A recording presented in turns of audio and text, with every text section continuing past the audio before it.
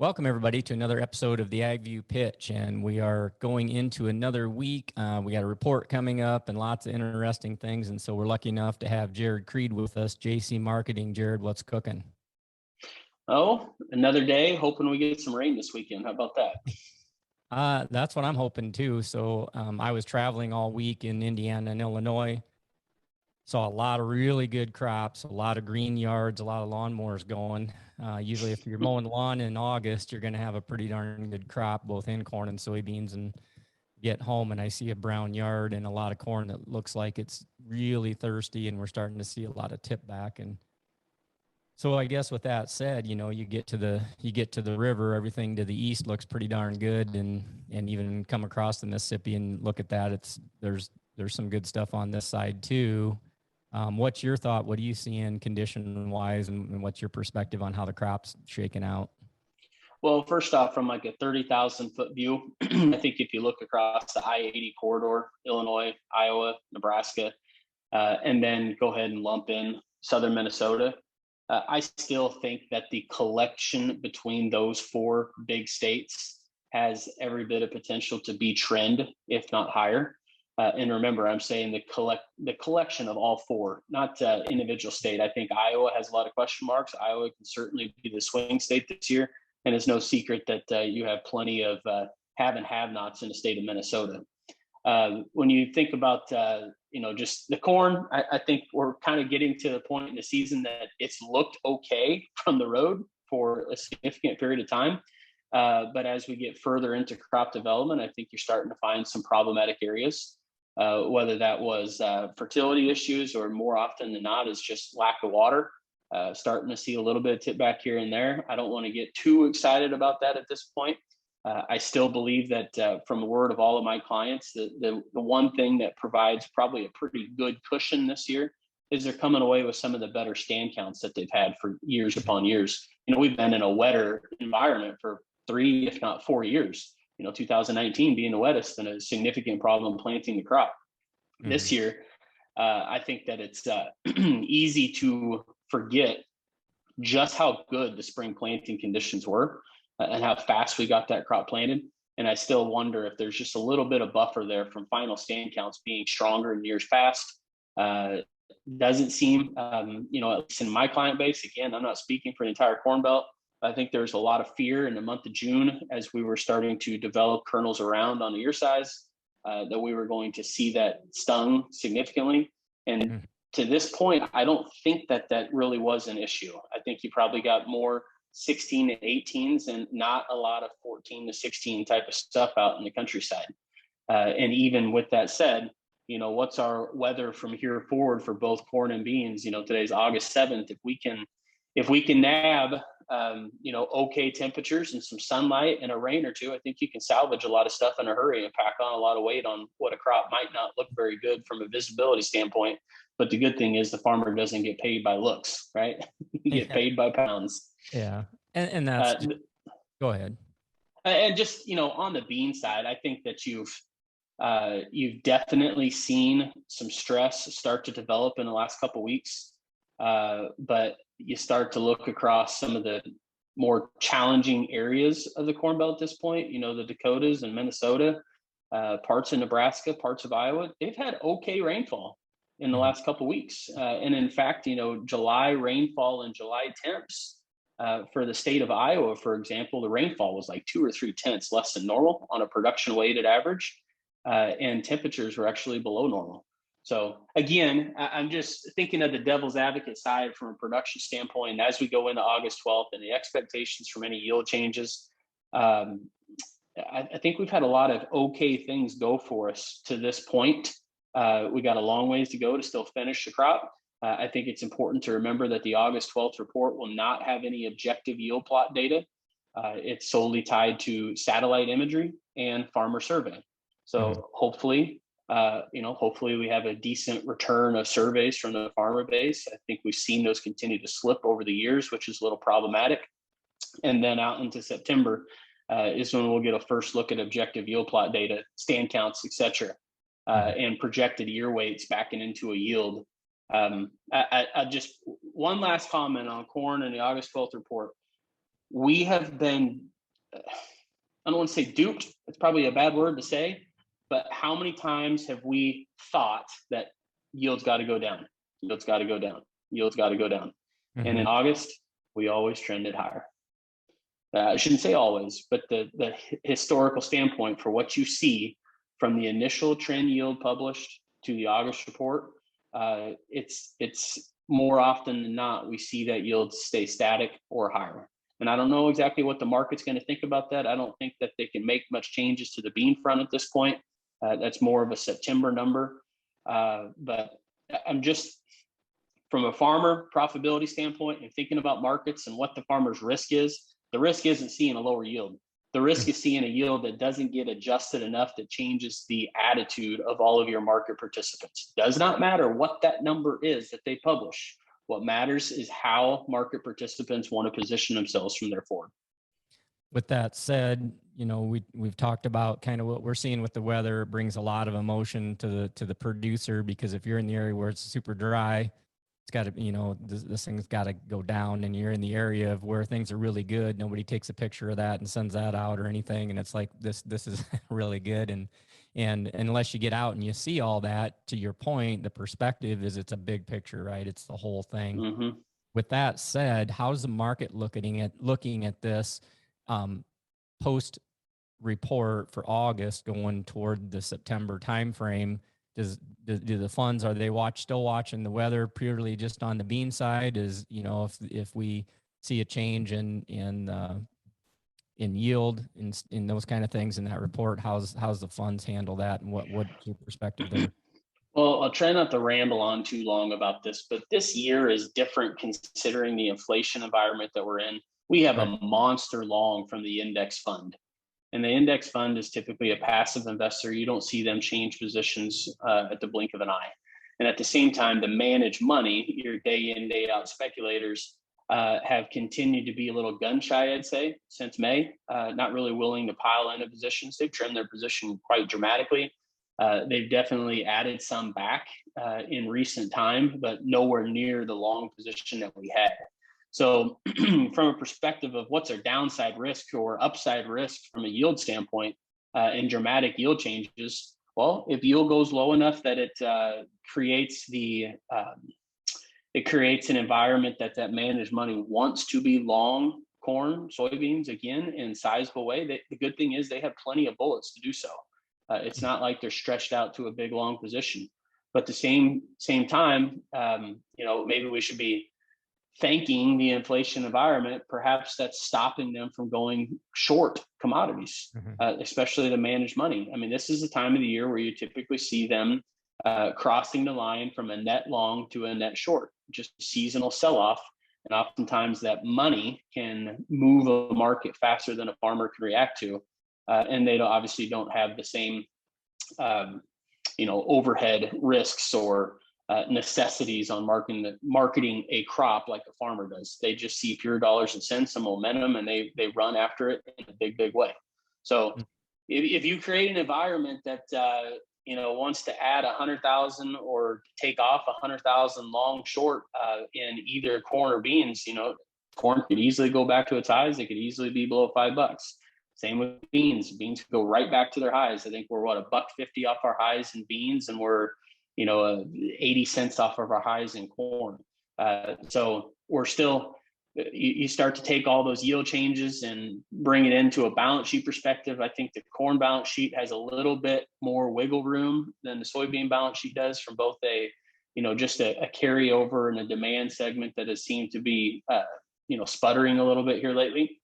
The bean side, one quick comment that, to me, it seems like we've become pretty comfortable with the idea of a 145, 150 million ton crop potential out of Brazil next year. You know, just to put that in perspective, that's a 6 billion bushel bean crop. The U.S. is going to raise 4 to 4.2 this year. And it wasn't that long ago that Brazil first crossed 4 billion bushel mark. So it makes you wonder if the U.S. soybean crop is at risk of becoming to look like a U.S. wheat crop, that we need to raise what we need to use domestically and less dependency on exportable quantity to the rest of the world when you have all of the crop coming out of South America. I mean, a combination of Argentina and Brazil you could be talking about a 200 million ton bean crop next year. It's not out of question. That would be a long-term problem for soybeans, regardless of what happens here in the U.S. Mm-hmm. It's all interesting. And as you pointed out, one of the things you kind of just described here, and from a farmer's perspective, I'd like to ask the question around, you're talking about probably more of a wider range on the corn after the report due to weather and some other variables with funds and things. And on the soybean side, maybe a little less. So let's get into some practical discussion around the idea of what farmers need to do. And I want to start out with basis. We see, and I'm sure you're dealing with this some, or interested in hearing your perspective on basis, because we see a lot of HTAs.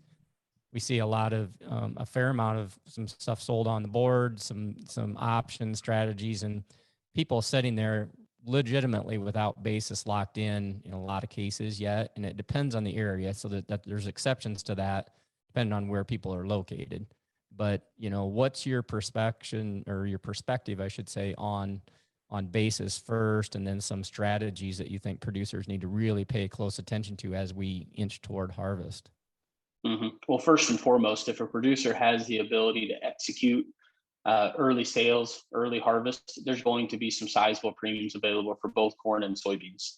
Have been active in that conversation in the last couple of weeks. In fact, I'll tell you, a farmer in South Dakota, a larger scale operation, has the capacity to pump out a lot of bushels per day. We made a sizable sale to an ethanol plant for a full month September delivery. That was $1.30 premium to gut sod harvest. Yep. That size of quantity and the direction that we were going actually sparked that producer to go buy a new combine. I mean, that's how big the dollars are, and to get this executed. So I think from I guess it's going to be interesting to see how these beans mature right up to the doorstep of harvest. Perhaps I got some guys telling me that beans seem to be progressing faster than they thought they would. At that point, it does create a little bit of a bottleneck and a logistical challenge of being able to execute early corn sales. There's going to be a premium available for both. And I think in a perfect world, what the producer needs to be looking at on basis is try to go after as much early premium as you possibly can, but do it knowing what you are doing. Know the risks, know the potential penalties if you cannot execute in those timeframes. Make sure you're logistically capable of executing such timeframes. I think that those premiums will go away once harvest is here, obviously. So the person that's going to get paid is the one that's willing to take a step out there and go ahead and start selling some of that premium. And we've been slowly but surely doing that, making full month or last half September basis sales, or just additional cash sales, setting basis on hedge derives, or liquidating hedge account positions and selling cash. Then I think there's still probably going to be some opportunities in the first couple of weeks of October. Then you're going to see your traditional harvest pressure, and you probably run back into heightened levels of basis at the tail end of harvest again. That all means on both the corn and soybean front, I don't have any intent on anybody having any grain left in their bin by March 1st. If they want to remain a participant in the market, that's great. We can do it different ways.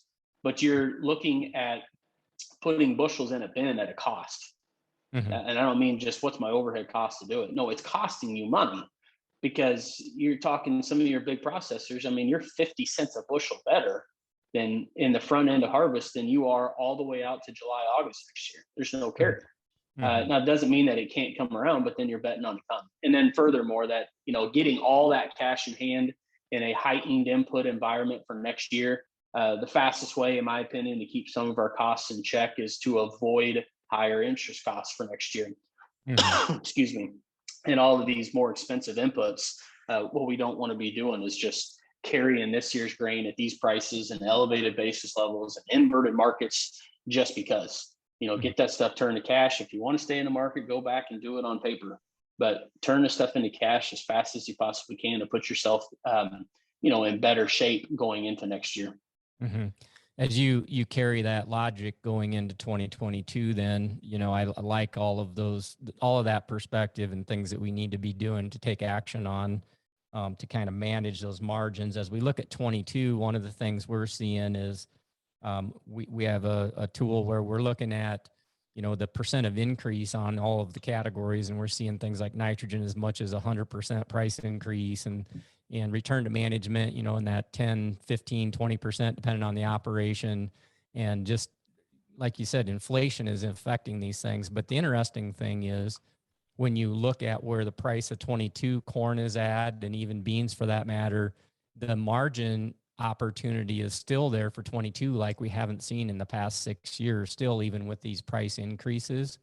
And so I guess what I'd like to do is ask you to talk a little bit about 22 and some action items or some things that people may want to consider as they look at 22 crop production as well. Because, as you just said, and I want to make this comment because I'm thinking about it for one thing, but we look at how many more dollars does it take to operate next year versus last year. And our average client is going to have to fork over about another $200,000 of operating cash to operate the business versus last year. And that number is different for everybody, but you better know what that number is, so that, like you said, if you got the 21 cashed out and you got that cash in there, and that working capital is going to be huge going into 2022. So I'm going to ask, re-ask that question. What strategic options do you think that producers need to be considering for 2022? Yeah, and I hate to keep using corn as an example, but I think it's the best way to explain it. We've hung out around 550 December 21 corn for an extended period of time here. I think there's a stretch there at 16 days, 13 out of those 16 days, we traded 550 at some point. But in the meanwhile, you started to see that spread, or that inverse between D's 21 and D's 22 collapse. Yeah. And it actually on Friday made a very sizable move into the close. It traded a 10-cent range on Friday. Anyways, D's 22 up to 517, 518. In years past, Chris, at this point in August and maybe even in July, I probably would have had guys 30, 40, 50% sold on next year. Well, and not even looking at expenses and just focusing on what could happen in the market, that might be the best thing to do. Just sell it, and who knows what the market does. But we need to take at least an educated view at that approach. And right. I will echo what you're saying. A lot of these guys' costs right now, we're just basically operating on a premise of, hey, we want to be a conservative $100 an acre profit goal. That's returning 10 to 12% depending on the operation. Mm-hmm. Well, $5 cash happens to be right around that ballpark. Yep. And what we started with, D's 22 corn is 40 cents off its lows from a couple of weeks ago, starting to present some opportunities there. We've yet to book much of an input cost, but I'm very hopeful that at the beginning of this next week, we're able to at least look at our NP and K expenses for next year, add up those dollars, and just flat out sell that amount of dollars at D's 22 corn. Yeah. Simple as that. Yep. And then obviously we're right around the corner from having more rent discussions from a land perspective. We get to do that again in the next 30, 40 days before September 15th. I think what's important, I just, with the commercial group that I work with in Kansas, shot them an email here this morning, kind of talking about this strategy that everybody's focus is on 21 right now. There could still be a little bit of focus on the balance of 20s crop, but I'm not really concerned about 21 right now. We've had the opportunity to sell high enough prices. The yield's going to be okay to a point, or even our insurance bushels, we're going to make money no matter what. What I'm excited about is I can mathematically present a scenario that if we can get to, just 20, 30, 40% sold, different every operation on next year's crop with a $5 cash base, give or take.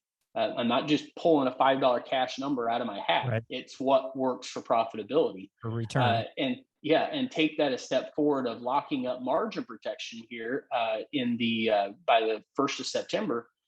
I can literally present a case that, Mr. Farmer, you're not going to lose any money next year. You're just not. It's not going to happen. It's mathematically impossible for that to happen. And that's entirely different than what our concern was 60 days ago. Hey, we're going to make great money this year, but is my goal to break even next year, or is my goal to mitigate risk, mitigate loss? And I think what that's created is just focus on making as much darn money as you possibly can this year, and be a little patient on next year of letting the margin create itself, right? Mm-hmm. Letting the input costs get more transparent, letting the price kind of just, I don't want to just say wait on marketing grain, but wait on the margin to come around. instead of just doing something to do something. So I'm very optimistic right now that I mean, I'm serious. It's like I think about the decisions that get made once or twice or maybe 3 times a year.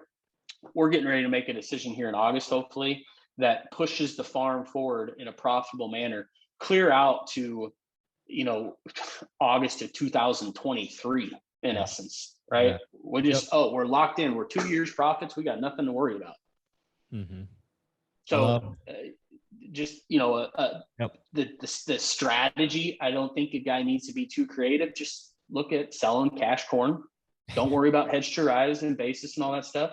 Just get the firm price established and know that that's locked up. Know that you got that cash off the combine next year. And then furthermore, I think I've talked about this a couple times on your podcast with you here. Make sure you talk about margin protection with your insurance agent. If you don't, you're missing out on probably one of the best opportunities you've ever had in your farming career to mitigate an enormous amount of risk for next year. Yeah, that's a great way to kind of wrap things up. We're planning on having Steve Johnson on here to kind of talk through that. Any comments on that as far as what you're seeing as we finish up here with regard to the margin protection? Anything you're seeing with guys, and any nuts and bolts of that you want to mention? Well, I just think you got to walk through the simple math. If let's just say it's a 200 bushel corn producer, and you can have $5 cash on the first 100 bushel, you got $500 of revenue. Let's say the market's at $4 on the other 100 bushel an acre at that point. Now you got another $400 of revenue. So now you're up to $900. That's not so bad. However, if we drop down to 4.25 futures to create $4 cash next harvest, the yield requirements through margin protection on a county by county basis is just borderline impossible. As in, it's just not going to happen. And then it's going to get paid out at 120%. That all of a sudden potentially creates another $250 of revenue per acre.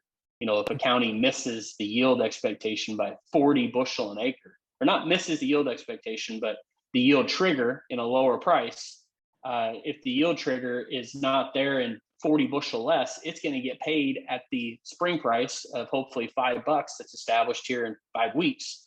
All of a sudden, $5 times 120%, that's $6 a bushel times $4 or 40 bushel. Boom, there's another $240 of revenue coming your way. Mm-hmm. That's just the math. If the market's higher, great, you got another 100 bushel an acre to sell at a higher price.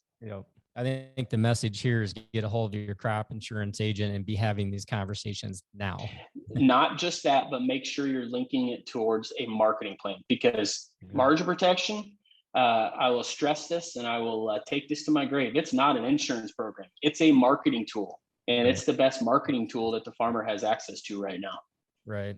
Yeah. And to your point, you get to that 20-30% depending on the producer. It's a risk mitigation tool that we have not seen for how many years? Mm-hmm. So that's awesome. Any final thoughts as we wrap up?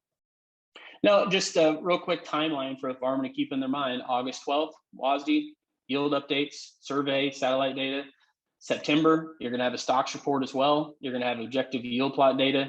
And at the same time in September, you're going to have a stocks report that is ultimately going to put the crosshairs on old crop demand on both corn and beans out into the October WSDA.